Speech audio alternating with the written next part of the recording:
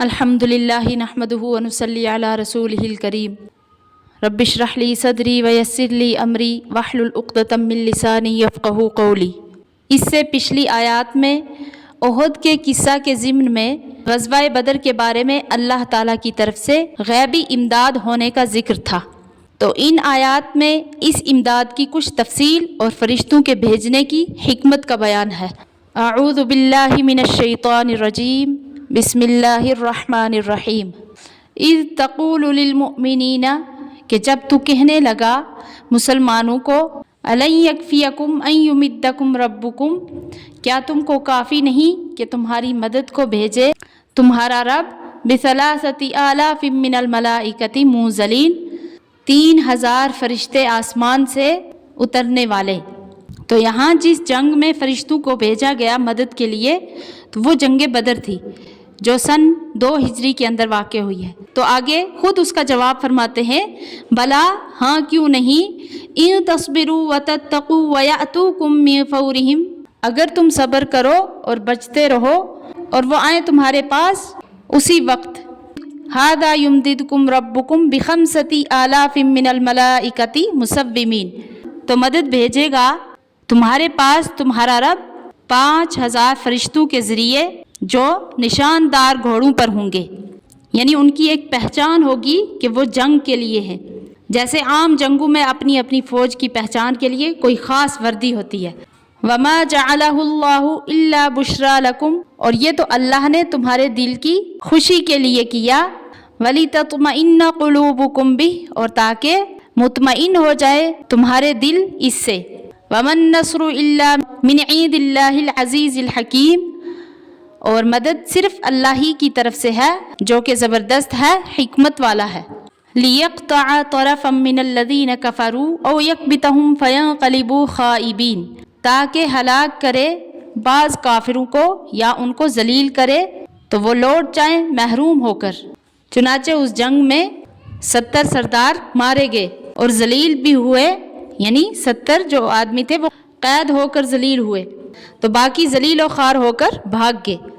تو یہاں پہ 5000 فرشتوں کا ذکر کیوں کیا؟ حالانکہ اللہ تعالیٰ نے فرشتوں کو وہ طاقت بخشی ہے کہ ایک ہی فرشتہ پوری بستی کا تختہ الٹ سکتا ہے، جیسا کہ قوم لوط کی زمین تنہا جبرائیل امین علیہ السلام نے الٹ دی تھی، تو پھر فرشتوں کا لشکر بھیجنے کی کیا ضرورت تھی؟ تو اس کا جواب خود قرآن کریم نے آیت وما جعلہ اللہ الا بشرا میں دے دیا کہ مجاہدین مسلمین کی تسلی اور دل کی تقویت اور فتح کی بشارت دینا مقصود تھا، جیسا کہ اس آیت کے الفاظ الا بشرا ولتطمئن قلوبکم سے واضح ہے۔ تو اب رہا یہ معاملہ کہ غزوہ بدر میں فرشتوں کو مدد کے لیے بھیجنے میں جو وعدے آئے ہیں، تو اس میں سورہ انفال کی ایک آیت ہے جس میں 1000 فرشتوں کے بھیجنے کا وعدہ ہے، اور اس سورہ آل عمران کی مذکورہ آیت میں پہلے 3000 کا ہے، پھر 5000 کا وعدہ ہے۔ تو اس میں کیا حکمت ہے؟ تو بات یہ ہے کہ سورہ انفال میں مذکور یہ ہے کہ جب میدان بدر میں مسلمانوں نے اپنے مخالف کی تعداد 1000 دیکھی اور خود ان کی تعداد 313 تھی، تو بارگاہ رب العزت میں فریاد کی، اس پر یہ وعدہ 1000 فرشتوں کی امداد کا کیا گیا کہ جو عدد تمہارے دشمن کا ہے اتنا ہی عدد فرشتوں کا بھیج دیا جائے گا۔ اور سورہ آل عمران کی جو مذکورہ آیت ہے اس میں 3000 فرشتوں کا وعدہ شاید اس بنا پر کیا گیا کہ بدر کے میدان میں مسلمانوں کو یہ خبر ملی کہ کرز بن جابر محاربی اپنے قبیلہ کا لشکر لے کر مشرکین مکہ کی امداد کو آ رہا ہے، تو یہاں دشمن کی تعداد مسلمانوں سے 3 گنا زیادہ پہلے ہی سے تھی، تو مسلمان اس خبر سے کچھ پریشان ہوئے، تو 3000 فرشتوں کا وعدہ کیا گیا تاکہ معاملہ برعکس ہو کر مسلمانوں کی تعداد دشمن سے 3 گنا ہو جائے گی۔ تو پھر اسی آیت کے آخر میں اس تعداد کو چند شرطوں کے ساتھ بڑھا کر 5000 کر دیا۔ وہ شرطیں 2 تھیں، ایک یہ کہ مسلمان صبر اور تقوی کے مقام اعلیٰ پر قائم رہے، دوسرے یہ کہ دشمن ان پر یکبارگی حملہ کر دے۔ تو مگر ان دونوں شرطوں میں سے دوسری شرط یکبارگی حملہ کی واقع نہیں ہوئی، اس لیے 5000 کی تعداد کا وعدہ نہ رہا۔ تو یہ سب جنگ بدر کے بارے میں بتایا گیا ہے۔ اور آگے والی آیت لیس لک من الامر شیء،